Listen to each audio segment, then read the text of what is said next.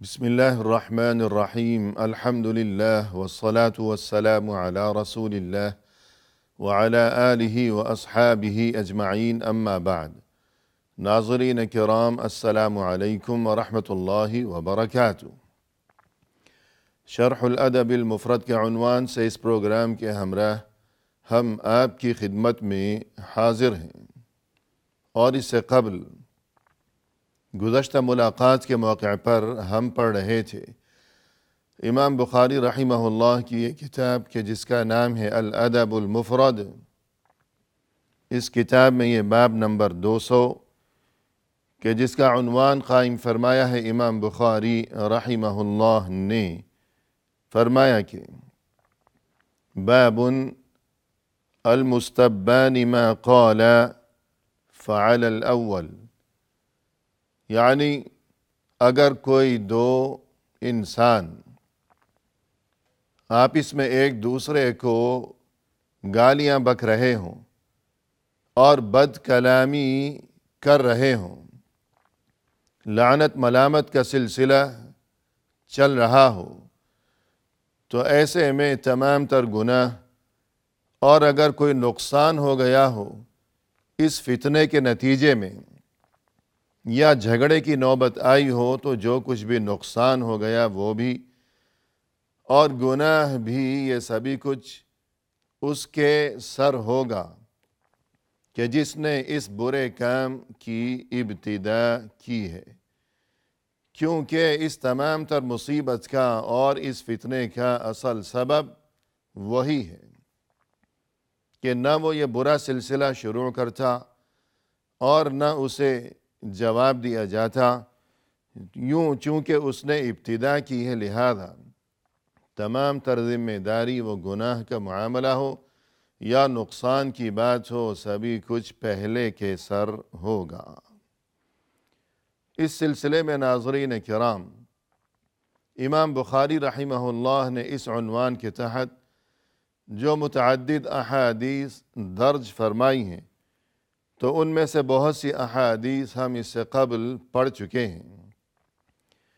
آج کی اس ملاقات میں ہم آغاز کر رہے ہیں اس حدیث سے۔ فرمایا کہ قال النبی صلی اللہ علیہ وسلم ان اللہ عز وجل اوحى الی ان تواضعوا ولا يبغي بعضكم على بعض۔ رسول اللہ صلی اللہ علیہ وسلم نے یوں ارشاد فرمایا ہے کہ اللہ عز وجل نے میری جانب یہ وحی نازل فرمائی ہے، یعنی بذریعہ وحی اللہ کی طرف سے یہ حکم دیا گیا ہے۔ وہ حکم یہ ہے کہ ان تواضعوا، کہ تم سبھی ہمیشہ تواضع اختیار کیا کرو، یعنی مزاج میں اور ایک دوسرے کے ساتھ سلوک اور رویے میں اور ایک دوسرے کے ساتھ معاملات کرتے وقت ہماری کیفیت یہ ہونی چاہیے کہ ہماری طبیعت میں، ہماری گفتگو میں، ہمارے مزاج میں تواضع اور عجز و انکسار نمایاں ہونا چاہیے، کہ ایک دوسرے کے لیے دلوں میں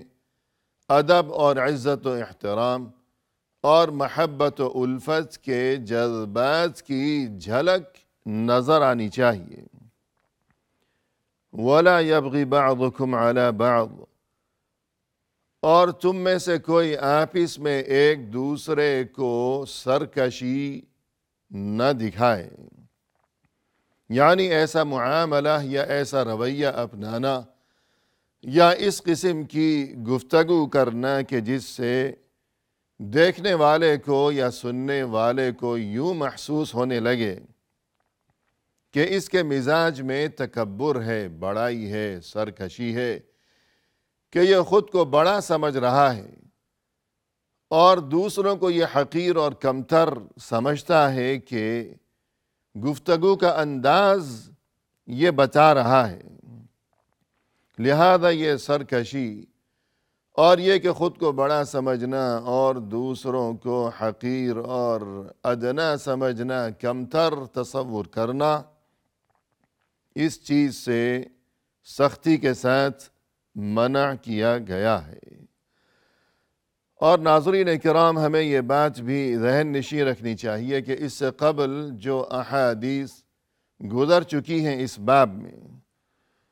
تو متعدد احادیث میں اس قسم کا تذکرہ کیا گیا تھا کہ ایک دوسرے کو گالی بکنا، اولاً تو یہ کہ کوئی کسی کو گالی بکے، یہ بہت ہی قبیح ترین عمل ہے، اور جس کسی کو گالی بکی گئی ہے اسے چاہیے کہ وہ گالی کا جواب گالی سے دینے کی بجائے وہ مناسب طریقہ اختیار کرے، اور یہ کہ وہ روگردانی کرے، اپنا منہ پھیر لے، یا مناسب کوئی بھی طریقہ اپنایا جائے جواب دینے کے لیے کہ مناسب طریقے سے اسے نصیحت کی جائے، تنبیہ کی جائے، سمجھایا جائے۔ اور پھر یہ کہ بعض ایسے کام، ایسے اسباب جو کہ انسان کو پہنچا دیا کرتے ہیں گالی گلوچ کے اس بدترین سلسلے تک، تو بعض ایسے کاموں کا بھی تذکرہ کیا گیا گزشتہ احادیث میں، اور ان سے بچنے کی تاکید و تلقین کی گئی، اور ان کے بارے میں انسان کو ان گزشتہ احادیث میں خبردار کیا گیا کہ یہ برے کام ہیں، تم ایسے کام نہ کرنا، اگر تم اس قسم کے کام کرو گے تو معاملہ بگڑ جائے گا، پھر معاملہ گالی گلوچ کے بدترین سلسلے تک شاید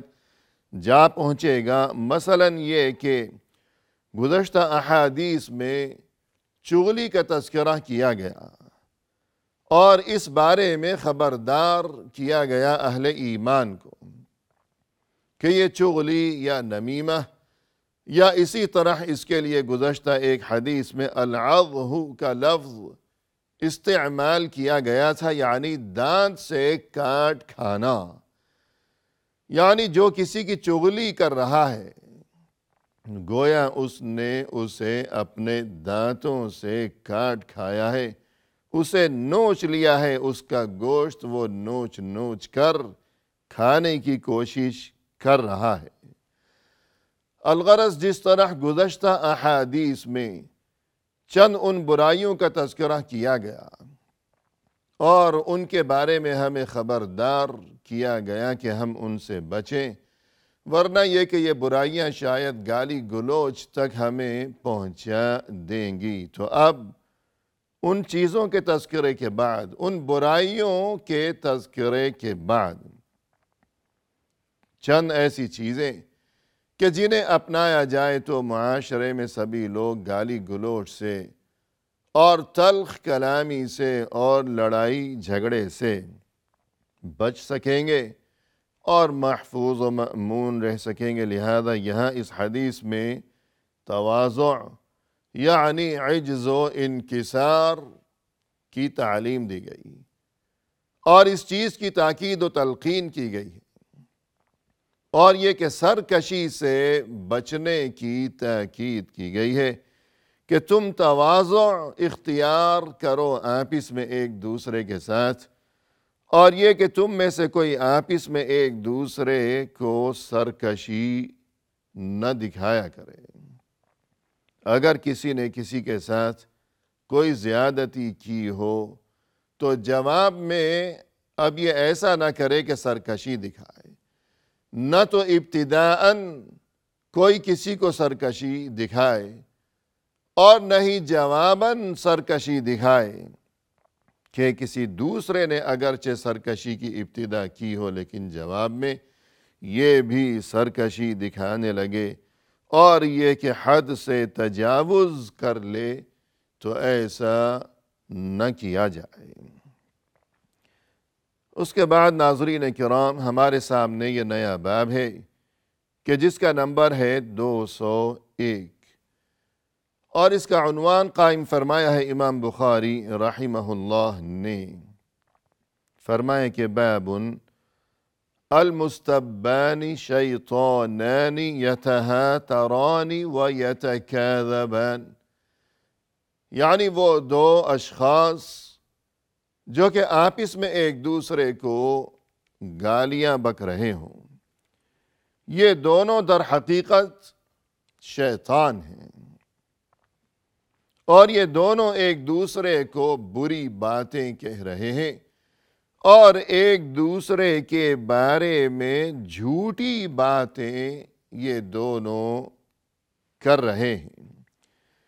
یہاں ہمارے سامنے یہ حدیث ہے کہ جس کا نمبر ہے 427۔ فرمایا کہ عن عیاض قال قلت یا رسول اللہ الرجل یسبنی قال النبی صلی اللہ علیہ وسلم المستبان شیطانان یتہاتران و یتکاذبان۔ عیاض رضی اللہ عنہ نے فرمایا کہ میں نے ایک بار عرض کیا کہ اے اللہ کے رسول صلی اللہ علیہ وسلم، الرجل یسبنی، بعض اوقات ایسی صورتحال پیش آتی ہے کہ کوئی شخص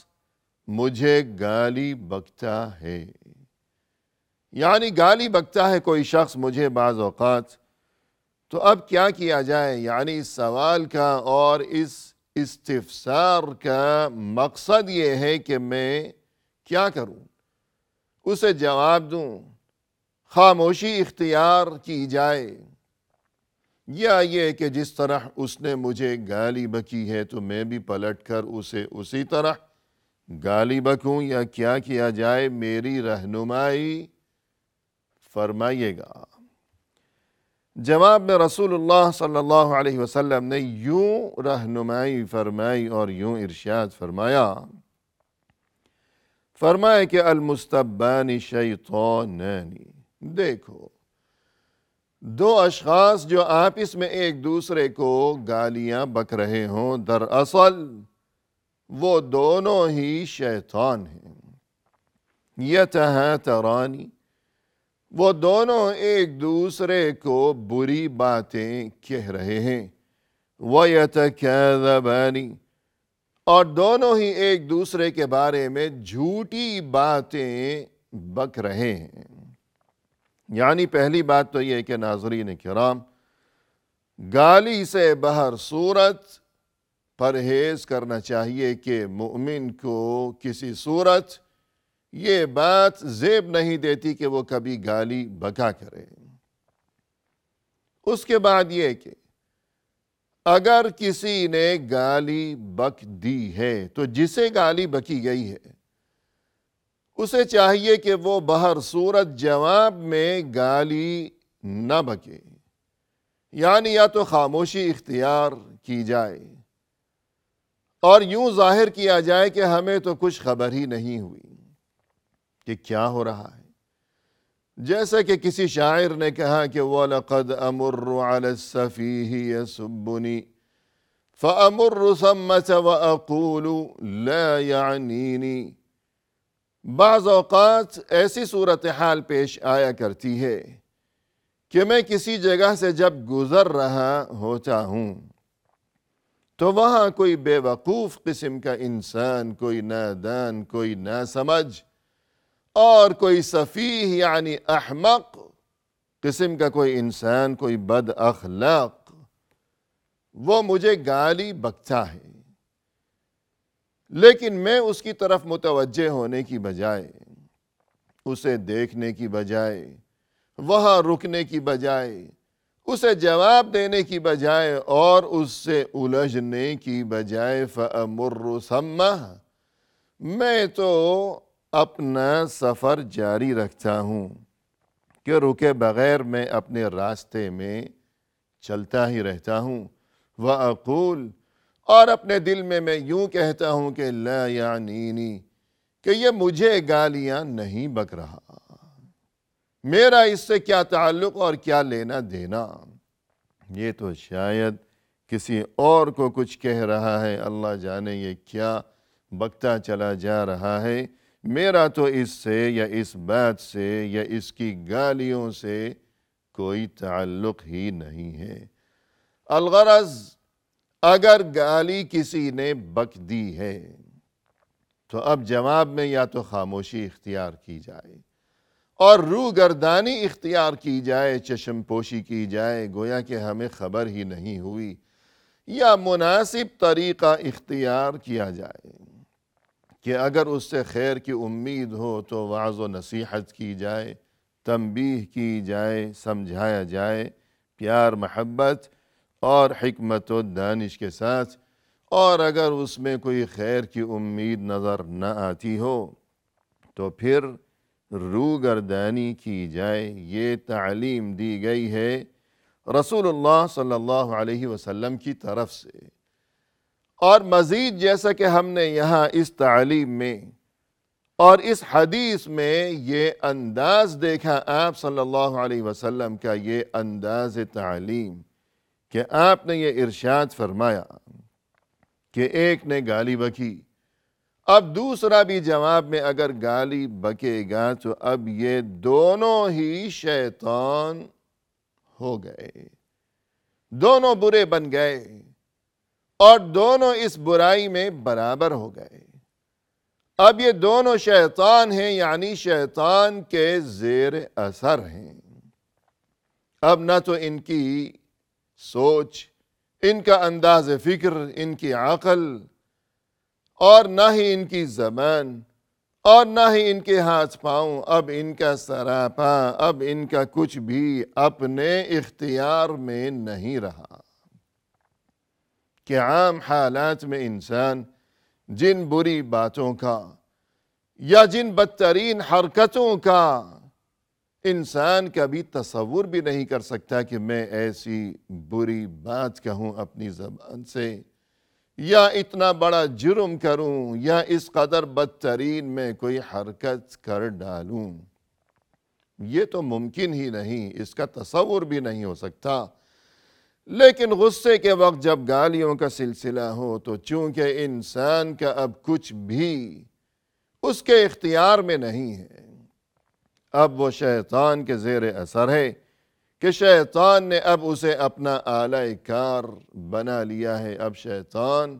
اس کے ساتھ کھیلے گا، اسے اپنے بدترین مقاصد کے لیے استعمال کرے گا، اس کے ذریعے فتنہ و فساد برپا کرے گا،